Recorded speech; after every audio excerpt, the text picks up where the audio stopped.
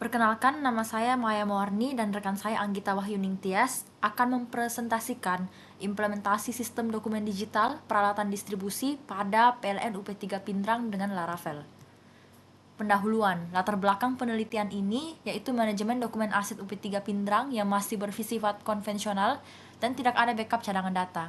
Akhirnya peneliti melakukan observasi terkait pentingnya melakukan arsip secara digital terhadap keterikatan antara dua dokumen aset, yaitu data aset peralatan dan berita acara.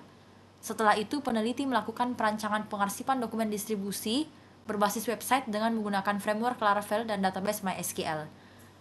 Penelitian ini menggunakan waterfall sebagai metode pengembangan aplikasi, serta evaluasi user interface dan evaluasi sistem menggunakan metode black box dan user acceptance testing. Adapun tinjauan pustaka dapat dilihat pada slide berikut.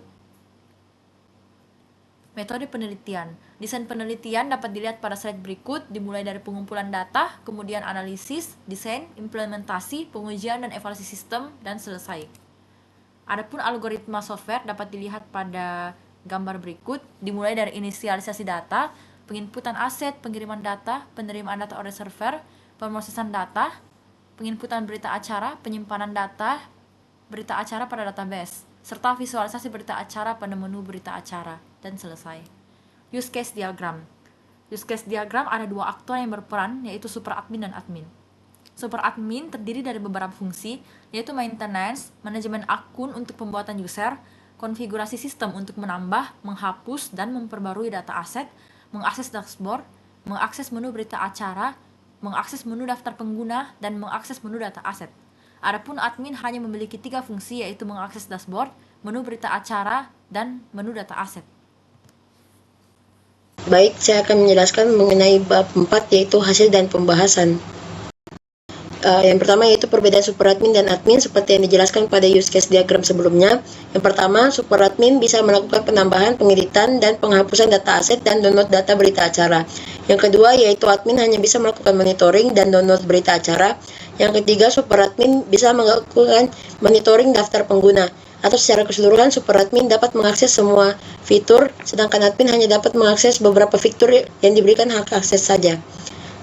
Selanjutnya kita akan melangkah ke tutorial penggunaan website yang akan dijelaskan pada video selanjutnya.